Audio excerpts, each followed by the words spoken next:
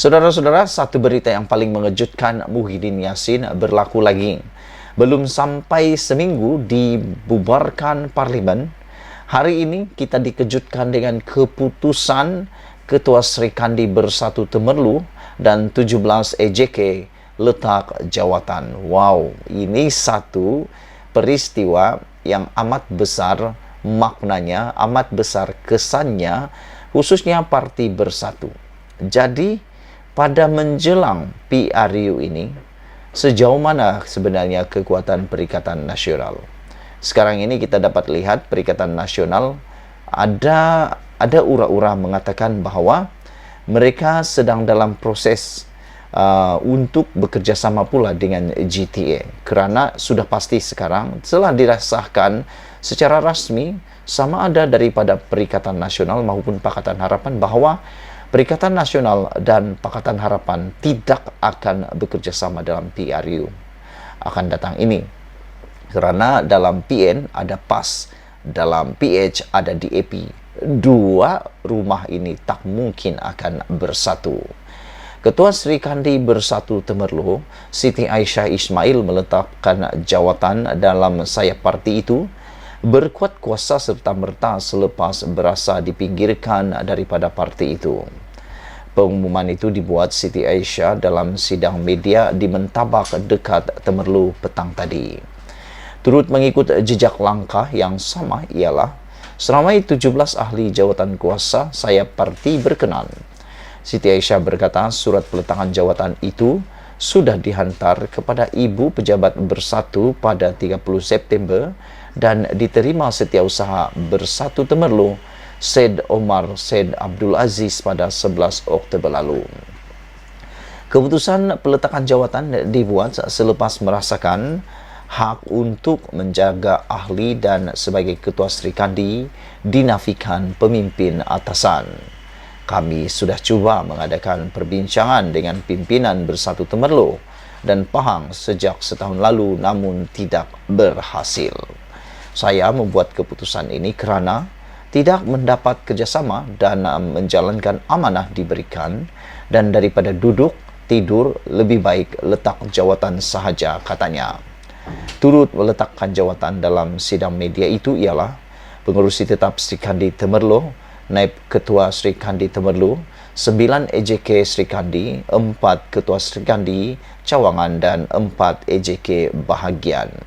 Siti Aisyah mendakwa sikap kepimpinan bahagian yang tidak boleh bertelak ansur dan pilih bulu juga menyebabkan Sri Kandi Temerloh terasa seperti diabaikan.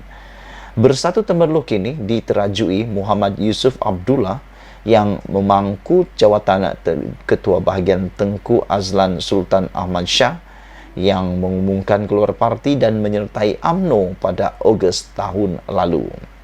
Siti Aisyah bagaimanapun memberitahu dia hanya meletakkan jawatan sebagai Ketua Sri Kandi dan belum membuat keputusan untuk meninggalkan parti itu.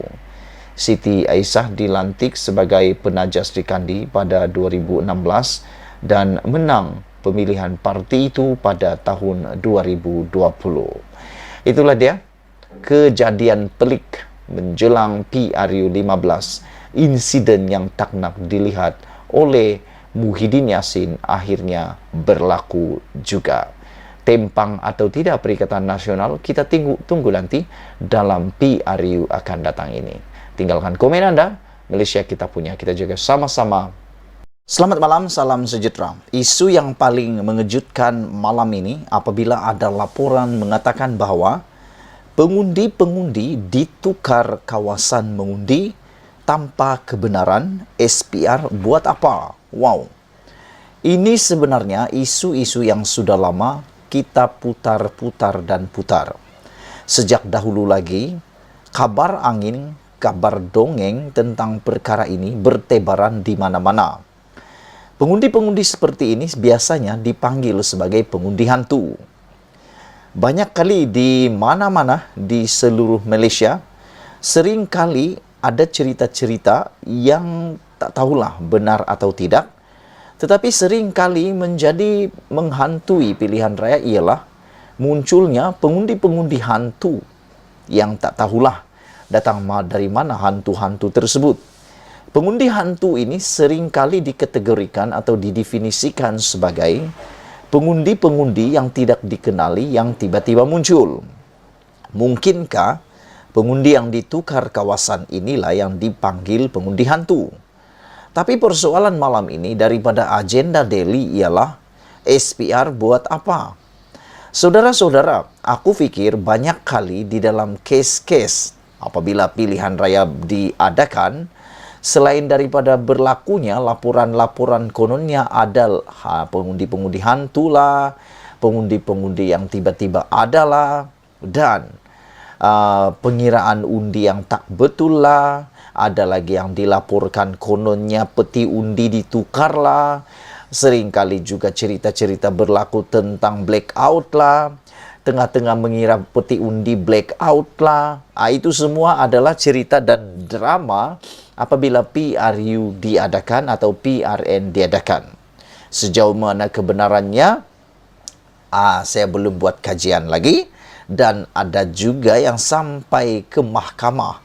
Mereka membawa kes tersebut sehingga ke mahkamah untuk penelitian mahkamah kerana seringkali ada kontroversi yang berlaku. Kali ini dalam laporan di Agenda Daily, pengundi ditukar kawasan mengundi tanpa kebenaran, SPR buat apa? Yang menjadi persoalan malam ini ialah mengapa pengundi-pengundi ini ditukar kawasan tanpa kebenaran sekiranya berlaku. Apakah strategi atau apakah ini adalah kesilapan yang sengaja atau tidak disengajakan?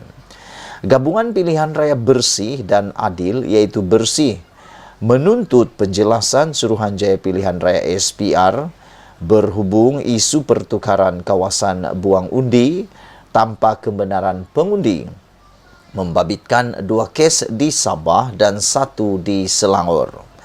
Memetik laporan The Malaysian Insight, Bersih berkata, pihaknya menerima beberapa aduan daripada orang ramai yang kawasan membuang undi mereka ditukar tanpa pengetahuan dan persetujuan. Nah, yang ini, kes yang telah dilaporkan ini kepada Bersih, 2 berlaku di Sabah dan 1 berlaku di Selangor. Biasalah di Sabah ni banyak saja isu-isu yang memang berkaitan dengan perkara-perkara pengundi dan perkara-perkara mengundi. Belum lagi cakap tentang blackout, belum lagi cakap tentang macam-macam cara mengundi yang salah lah. Itu semua biasa kedengaran kalau di Sabah.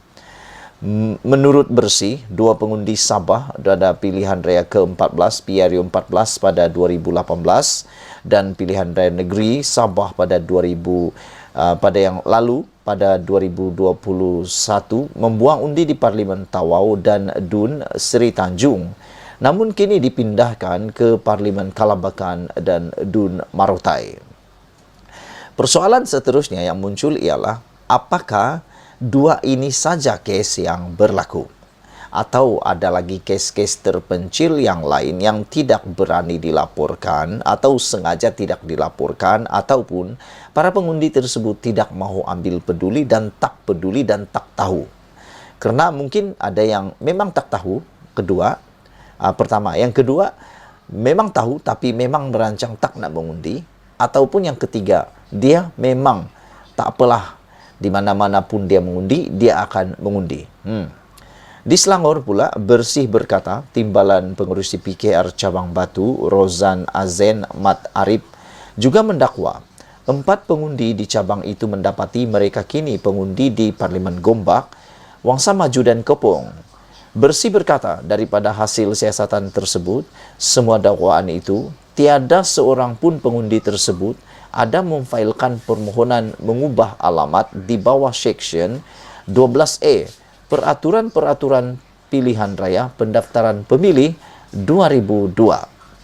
Di bawah seksyen itu, seorang pengundi yang ingin menukar tempat mengundi perlu mengemukakan borang E yang lengkap kepada SPR bagi menukar alamat mereka.